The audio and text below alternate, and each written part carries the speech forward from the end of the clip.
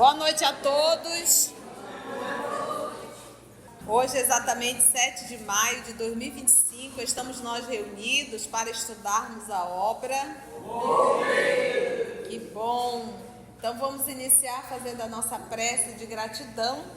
Logo depois a nossa querida Cecília irá fazer a recapitulação do nosso último estudo. Ô meu irmão que chegou de viagem, nosso irmão Paulo, que ele possa fazer nossa prece de gratidão. Logo depois a nossa querida Cecília irá fazer a recapitulação do último estudo. Vamos orar? Mestre Jesus, mais uma vez gratidão, Senhor, pela oportunidade que Tu nos concedes de estarmos reunidos na Tua casa, recebendo as Tuas bênçãos de luz, de amor,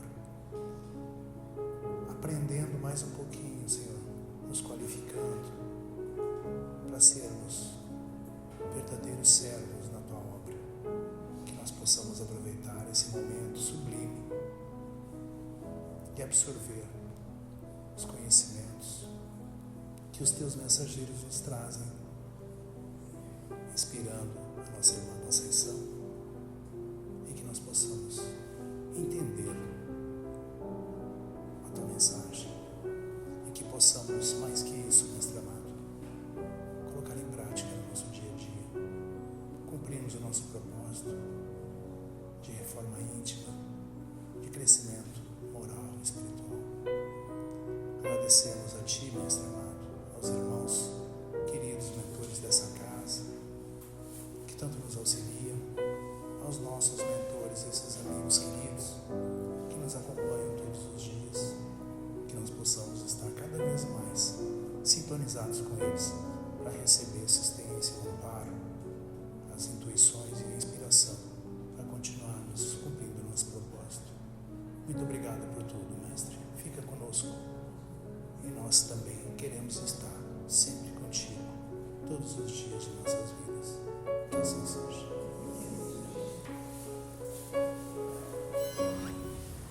Boa noite. Nós estamos concluindo o capítulo 13. Foi um capítulo assim, muito rico de orientações, porque Pitangui Sampaio, muito amigo de Jacó, chegou até ele através daquela estrela luminosa, e daí em diante ele passou a dar várias orientações em todos os sentidos. Ele falou sobre a bênção do serviço, a importância do serviço, das esquecidas virtudes de iluminação interior. Tudo isso foi objeto de muita orientação da parte dele. E agora ele está na fase final, sempre incentivando Jacó para não ficar triste por sua falta de obscuridade, né? E ele conclui incentivando ao amigo coragem, ânimo para os serviços de elevação e de esforço para o trabalho transformador, porque nada se consegue sem a vida útil, sem uma ação útil. E ele lembra que todos nós somos galhos da videira divina e necessitamos daquela seiva imortal para sermos produtivos. E com esse abastecimento, nós nos tornamos capazes de amar, de realizar e de transformar tudo aquilo que nos envolve e todas aquelas circunstâncias num caso de felicidade. E mais uma vez, se despedindo de Jacó, ele incentiva e pede a ele para ser corajoso, para reanimar-se e para não desfalecer. Muito bem, querida Cecília. Obrigada, meu amor. Que Jesus nos conduza. Então, Está finalizando a reunião, vamos nós. Aqui não tem muito comentário, ele está fechando, né? Vamos ver. Ao fim da reunião. Em seguida, como se desejara subtrair-nos a ideia de cerimonial, passou a conversar naturalmente conosco. Referiu-se aos companheiros que lhe compartilham as atividades na esfera em que se encontra e entabulou, começou ali particular palestra com Guilom sobre o evangelismo no Brasil e as angústias do mundo moderno. E a gente bem sabe o quanto essas angústias do mundo moderno, aonde está chegando, né? Já deu para perceber, né? O mundo moderno. Mais 4 entidades ligadas ao fraternal mensageiro. Quem é o mensageiro? Se materializaram em figura harmoniosa e fulgurante. Abraçaram-me com carinho e cantaram com os meninos orientadores um hino suave consagrado a Jesus. Em torno de mim, os doces entusiasmos da Boa Nova traçavam planos de sagrada cooperação com Cristo. Reportavam-se os amigos presentes as multidões de espíritos fanatizados no mal. As multidões de espíritos fanatizados no mal. Vocês conhecem? Quem são? Um fanatismo no mal. Porque nós não queremos abrir mão dos nossos erros. Então a gente insiste em fazer do mesmo jeito e muitas vezes esse mesmo jeito acaba sendo mal.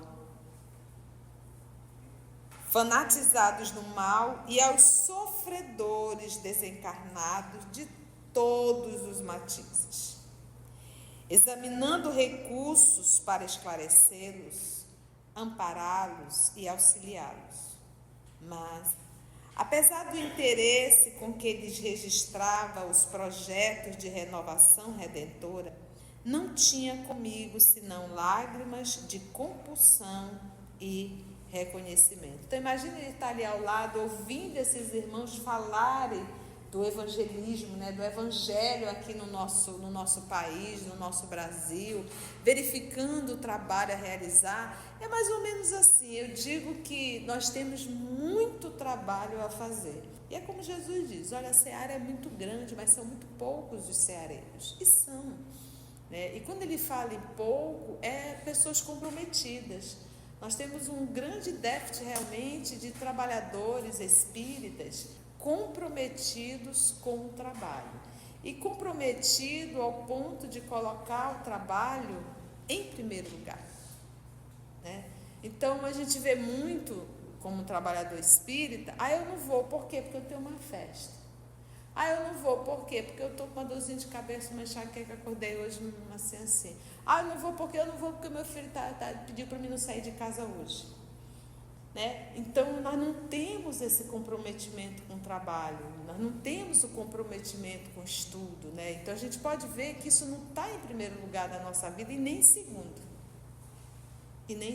Então é esse tipo de trabalhador que nós vamos encontrar na figura do apóstolo Paulo, aquele homem firme, decidido, que vai para fazer, não é meia boca, não é quando dá.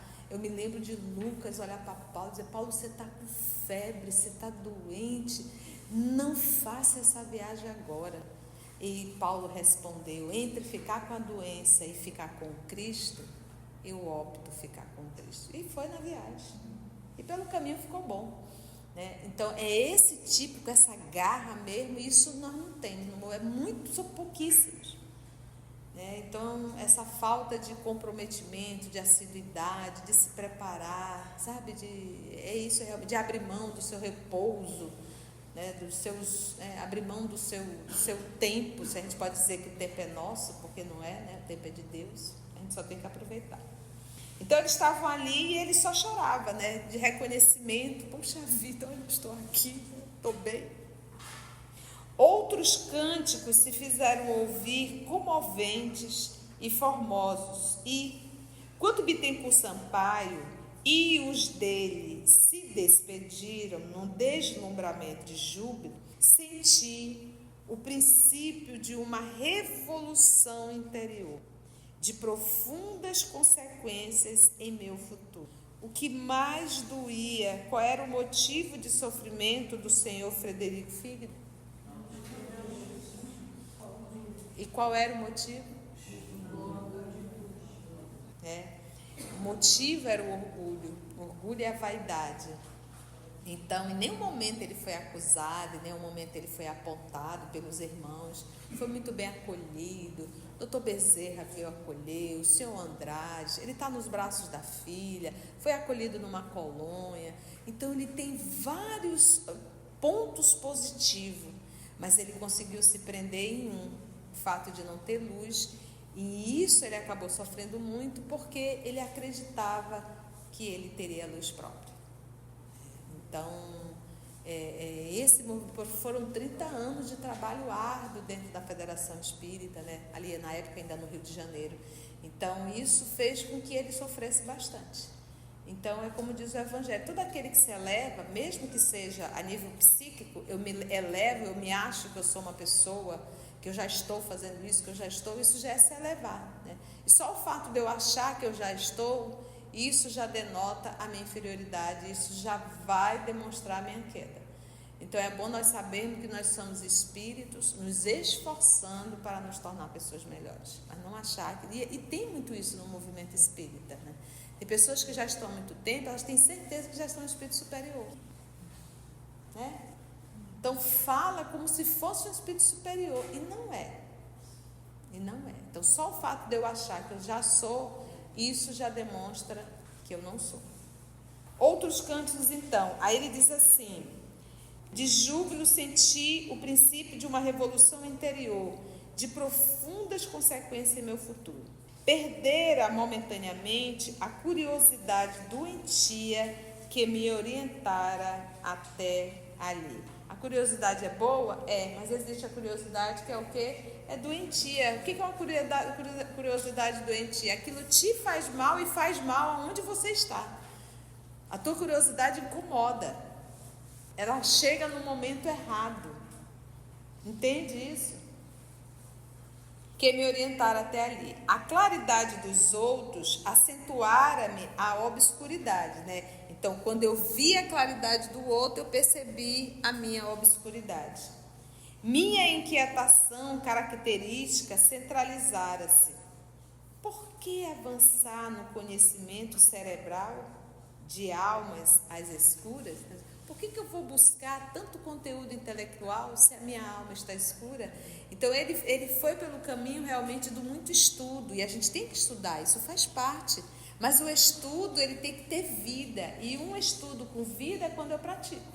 É por isso que eu digo que nós temos que fugir bastante daqueles estudos intelectualizados, onde as pessoas se reúnem para estar discutindo o sexo dos anjos, usando palavras difíceis, né? E ali cada um fica desfilando a sua pseudo-intelectualidade, e outros, coitados, ficam boiando sem conseguir entender nada, e acaba fazendo aquele grupo ficar muito seletivo que eu digo assim, só aqueles pseudos intelectuais, mas que na vida aquilo não faz sentido nenhum, porque não coloca-se em prática, né? Então, é esse o cuidado que nós temos que ter. Então, o problema não é o estudo, o problema é como o estudo está sendo conduzido. Não transforme o estudo espírita em um estudo acadêmico. São coisas bem diferentes. E é isso que a gente tem que entender. Minha inquietação característica centralizara-se. E aí ele pergunta: por que avançar no caminho cerebral de almas às escuras? Cabia-me mudar de rumo. Na realidade, fora agraciado pela benevolência de muitos amigos que me rodeavam o espírito de atenção e ternura. Então ele já reconhece, né? Mas nos recessos do meu ser, mundo íntimo, jaziam os sinais de minha inadaptação ao reino do Senhor, que eu ambicionava servir. Antes de estendê-lo aos outros, tornava-se indispensável construí-lo dentro de mim. E aí fica essa reflexão: nós estamos construindo o reino de Deus no nosso mundo íntimo? Será que eu sei o que é construir o reino de Deus no meu mundo íntimo? Como é que você já parou para pensar como é construir o reino de Deus no nosso mundo íntimo? O que vocês pensam disso? Para pensar. Como é, o que é construir o reino de Deus no meu mundo íntimo? Quando a gente usa o termo reino, a gente entende primeiro, um rei, segundo, uma proteção e um ambiente apaziguado, porque existe um rei nele. Então ele diz, o reino de Deus, e na condição de um reino de Deus, Deus é o rei. Eu seria um súdito e eu faço parte desse reinado. Ele está dentro de mim. Como é que ele está dentro de mim? Ele só está dentro de mim quando ele se exterioriza nas minhas atitudes. Então, se eu ainda não fiz o movimento de mudança, eu ainda não construí esse reino de Deus dentro de mim. Eu ainda tenho dentro de mim uma coisinha chamada eu mesmo. Eu mesmo, do meu jeito, do jeito que eu quero, na hora que eu quero, e eu estou para me servir. Entende? Então, essa construção desse reino é indispensável que esse ser que eu tanto supervalorizo saia daí.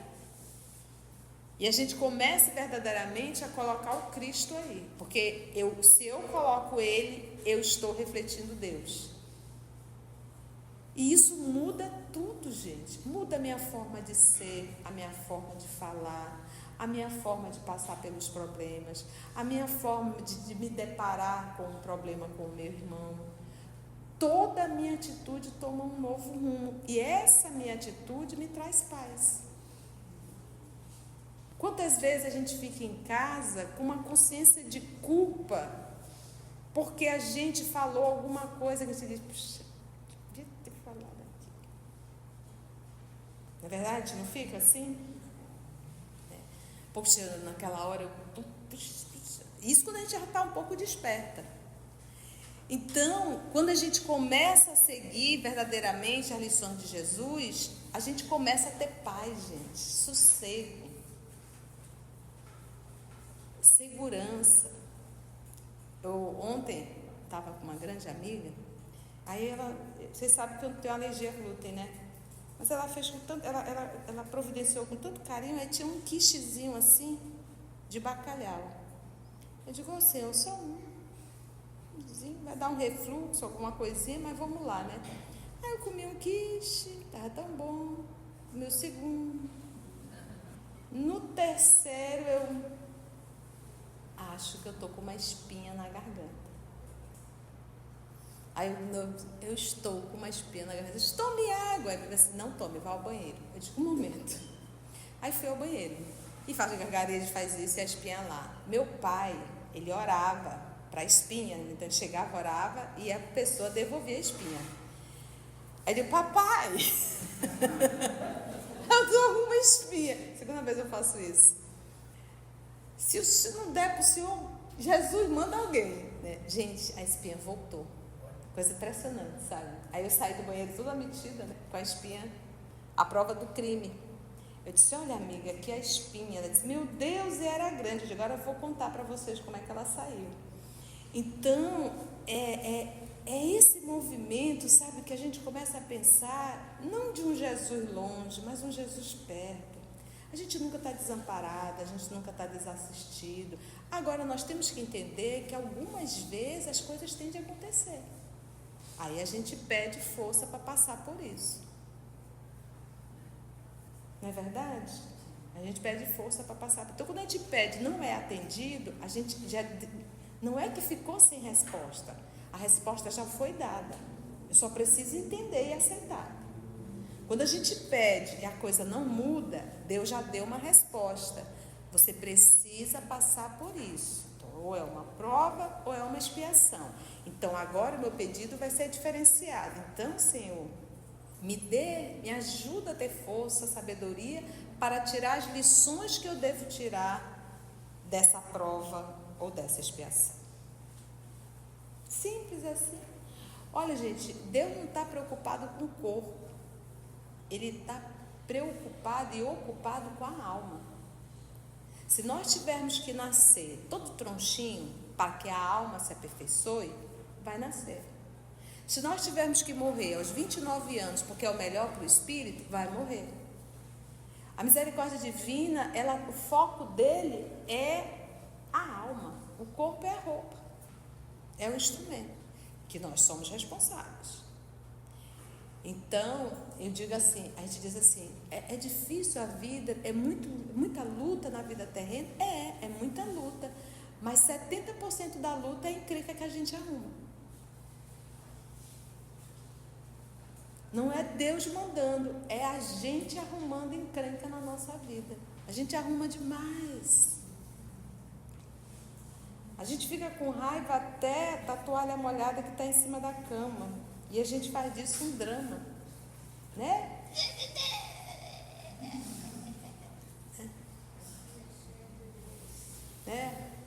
A pia cheia de louça é para acabar.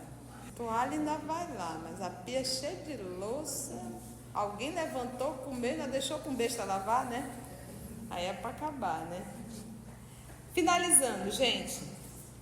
Na realidade, foram então agraciados pela benevolência de muitos amigos que me rodeavam espírito de atenção e ternura, mas nos recessos do meu ser jaziam sinais de minha inadaptação ao reino do Senhor, que eu ambicionava servir, antes de estendê-lo aos outros. Tornava-se indispensável construí-lo dentro de mim. Então, antes de eu exigir que o outro se torne um ser humano calmo, que eu aprenda a ser. Que eu aprenda a ser. Nossa, tu está tão irritado, nem parece que tu faz o evangelho. E você? Né? E a gente, tá ali cobrando do outro, e a gente nesse chilique todo, Não tem como, gente.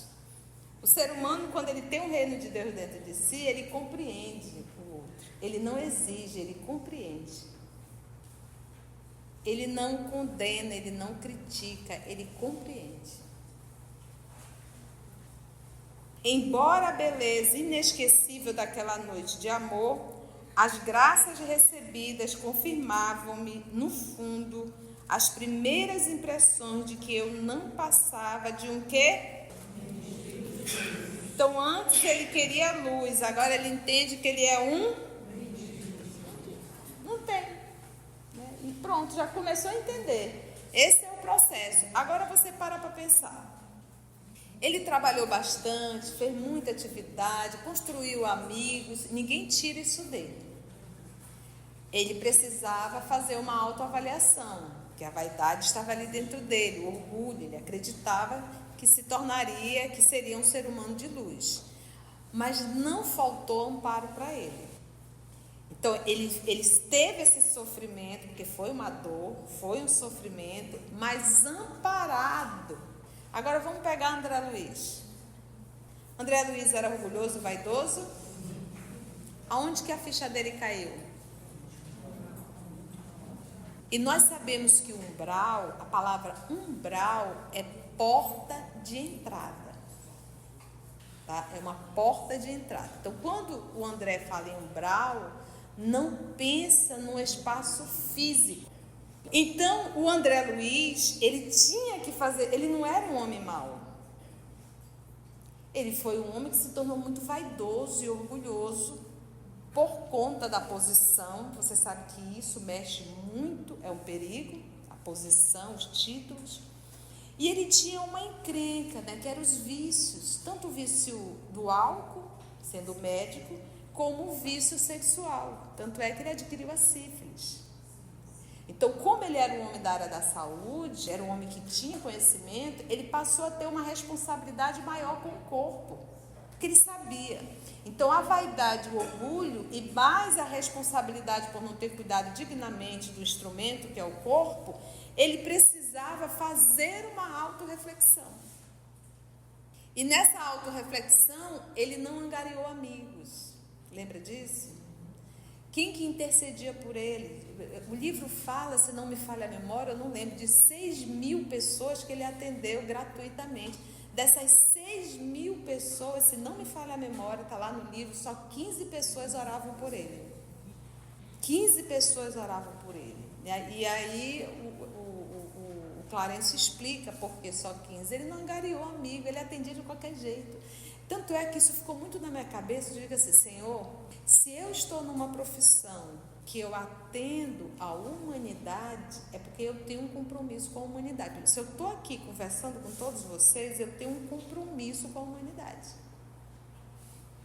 Deve ter sido aquelas cantoras de cabaré, assim, sabe, que levou uma multidão a se perder, alguma coisa parecida assim, e que agora a gente se coloca numa posição para tentar resgatar aquelas pessoas que talvez a gente tenha desvirtuado, convidar essas pessoas para voltar novamente.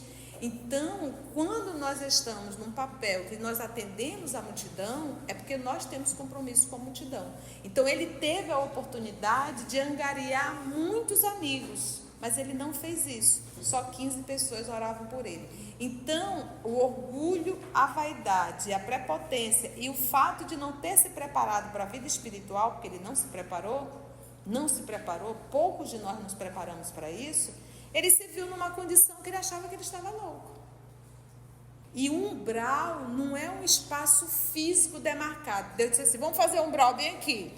Não, coloca muita coisa feia, coloca uma lamazinha, um mau cheiro. Porque quem fez o vale? Quem fez o ambiente tenebroso? Quem? É a mente. A mente cria o espaço. Como nós aqui também criamos o espaço. Eu sempre falo nisso. A nossa casa, ela tem a psicosfera espiritual, que é resultado do grupo que está ali dentro. Do grupo. Se possível, escuta o estudo de ontem do Missionário da Luz, assim que entrar no canal. Principalmente vocês que fazem o curso de mediunidade. Então, ele não teve o amparo. Então, André Luiz sofreu bastante. Foram 8 anos só no vale, fora o tempo do cemitério. 8 anos só ali naquele umbral, naquela perturbação que ele mesmo criou. Ele vivia aquela perturbação. Então, não tem como a gente estar num lugar desse, a gente dizer bem assim, não, é tudo psicológico, é tudo Conceição muda, pensa no céu, Jesus. Não é assim, gente. Não se engane que não é assim. É o reino de Deus que a gente constrói aqui. Quando a gente sai do mundo físico e vai para o mundo espiritual, a gente só vai ver o mundo íntimo que nós tínhamos construído. Então a gente constrói o mundo íntimo, o reino de Deus aqui. Só que a gente não está vendo, a gente sente.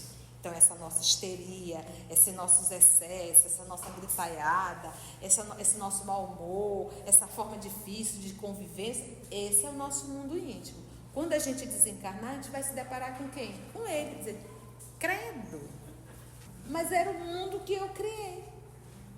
É o mundo que eu criei. Então, se eu não consigo ter paz íntima, se eu não consigo estar bem, isso está falando do meu mundo íntimo. Então, vamos mudar enquanto é tempo.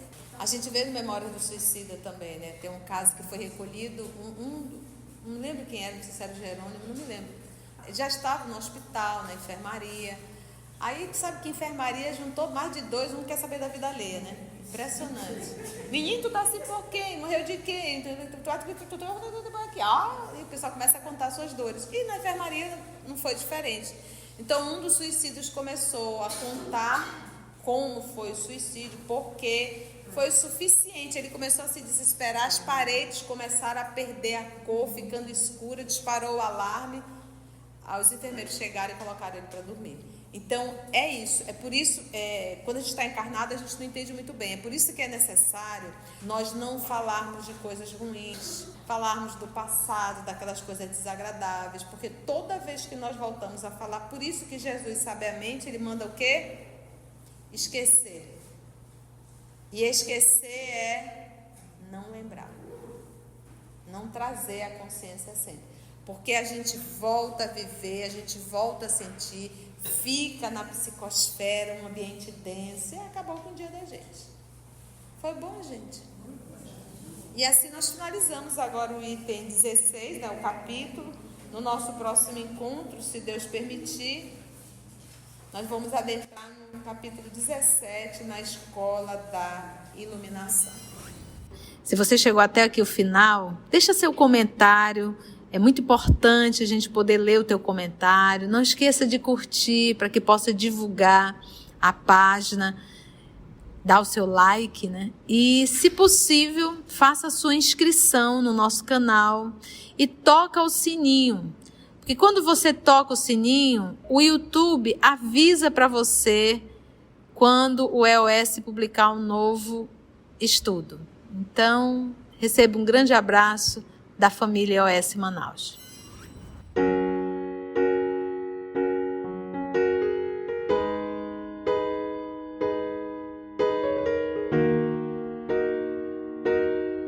Antes de orarmos em agradecimento, vamos ouvir algumas considerações da tia que destacamos neste estudo para a reflexão dos ensinamentos. Vamos aos destaques da tia?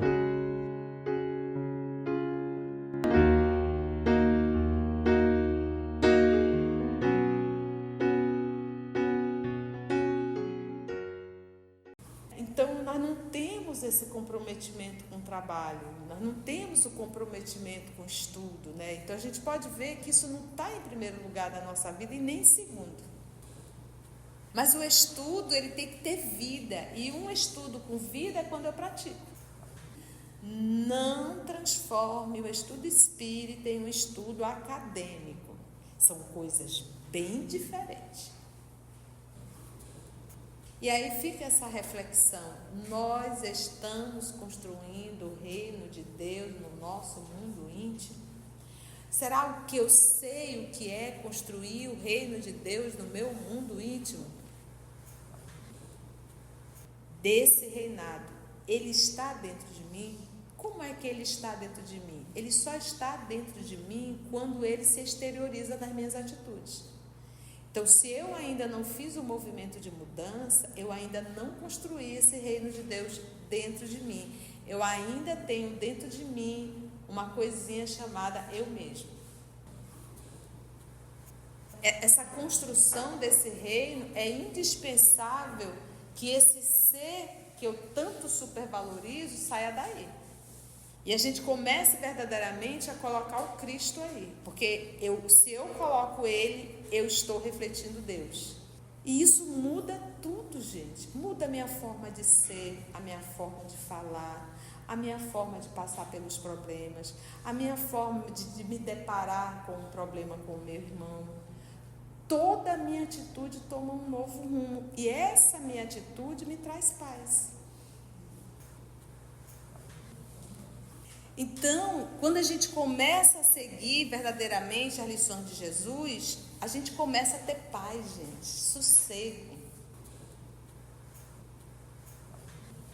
Agora, nós temos que entender que algumas vezes as coisas tendem a acontecer. Aí a gente pede força para passar por isso. Não é Deus mandando, é a gente arrumando encrenca na nossa vida. A gente arruma demais. O ser humano, quando ele tem o reino de Deus dentro de si, ele compreende o outro. Ele não exige, ele compreende. É o mundo que eu creio. Então, se eu não consigo ter paz íntima, se eu não consigo estar bem, isso está falando do meu mundo íntimo. Então, vamos mudar enquanto há tempo.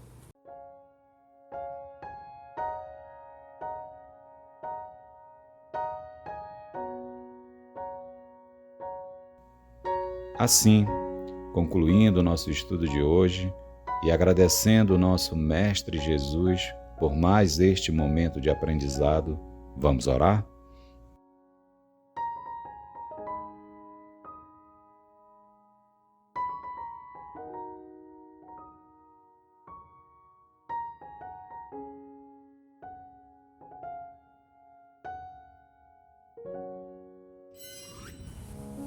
E assim, agradecemos mais uma vez ao nosso Pai Criador pela vida que pulsa em nossa alma, ao nosso Mestre amado Jesus, aos nossos amigos espirituais aqui presentes. Agradecemos a disponibilidade do Senhor Frederico Figner em contar sua história e as mãos abençoadas de Francisco Cândido Xavier, que pôde materializar a experiência do Senhor Frederico Figner. Obrigada, amor querido, por estarmos aqui. Que a tua paz possa nos envolver e que nossa alma nós possamos despertar, porque estamos encarnados, ainda há tempo. Graças te damos.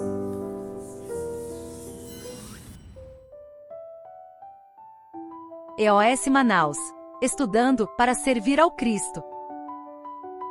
Visite nosso site em www.eosmanaus.org. No YouTube, procure o canal EOS Manaus. Participe do nosso grupo no Facebook. No Instagram somos @EOS Manaus. Escute e estude na Rádio Manaus de Estudos Espíritas. Estamos, também, em diversas plataformas de áudio. Procure EOS Manaus, no seu aplicativo preferido.